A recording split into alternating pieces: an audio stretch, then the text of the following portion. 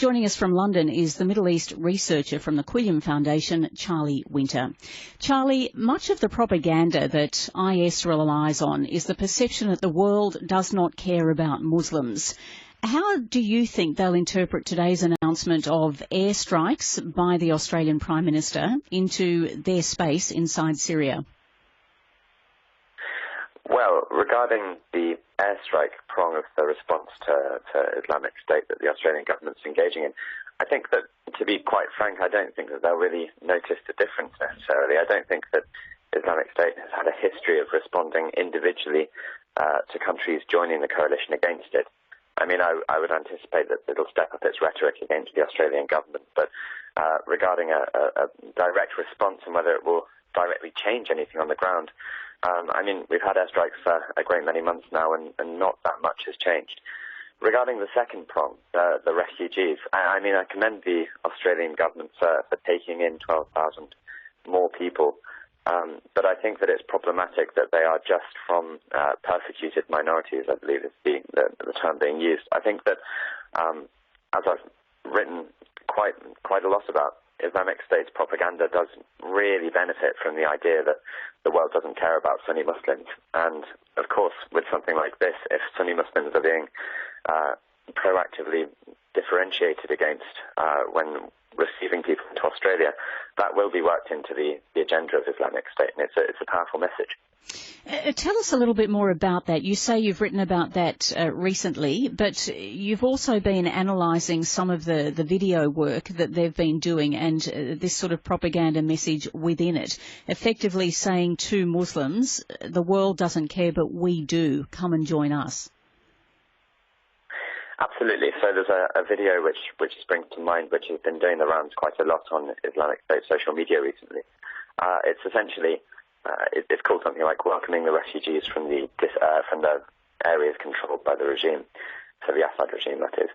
And it's a 12-minute documentary, if you like, which shows people from all over Syria, ostensibly, being received into Islamic State-held territories and being given food, being given water, being housed and generally welcomed by Islamic State. Now, we have to keep in mind that this is a propaganda video, so it's obviously going to be very much agenda-driven. But the fact of the matter is, when you have many of the images that are emerging from Eastern Europe right now, or just Europe more broadly, as well as this fair kind of, I would say it's fair to say, hostility towards, passive hostility towards the refugee crisis from many governments, it's very easy for Islamic State supporters to juxtapose those two things. So say, look at these people, look at these refugees in Hungary on train tracks being beaten up by the police. Look at these refugees being hit by camera people as they try to break through a police cordon.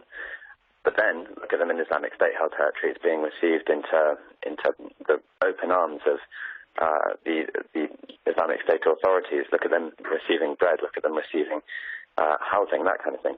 That's a very, very strong propaganda narrative that we're dealing with here. And the way that Western policy has been formed towards the crisis in the last few weeks even has kind of played into Islamic State's hands.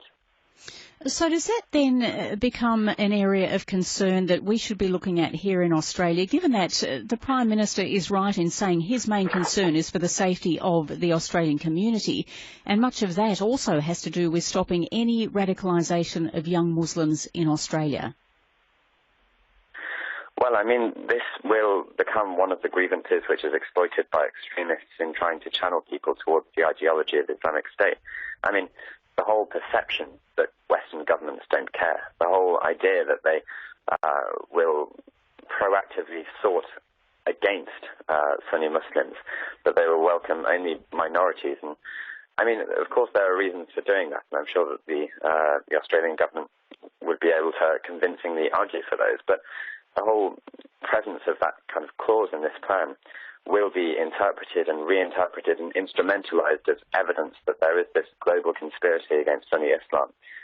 And that is one of the key kind of grievance narratives which is used to help radicalize people. So I think in the long run, it will be worked into something more sinister than just being, in my view, peculiar policy, peculiar take towards this. But also we have to kind of think about this in humanitarian terms. Islamic State, yes, it's a very serious issue. Assad's a very serious issue too. And the fact that there are hundreds of thousands, millions of internally displaced people in Syria, hundreds of thousands of refugees trying to make it into a better situation for themselves, we really need to think about it in terms of bettering this terrible situation. And of course, we do need to think with security concerns at the forefront of policies, but also it's a humanitarian crisis, and it's the biggest one that we've faced in a very, very long time. And in light of that, we really need to be shaping our policy towards the long-term future of the crisis itself, as well as the security crisis. Charlie Winter, good to talk to you again. Thanks for joining us.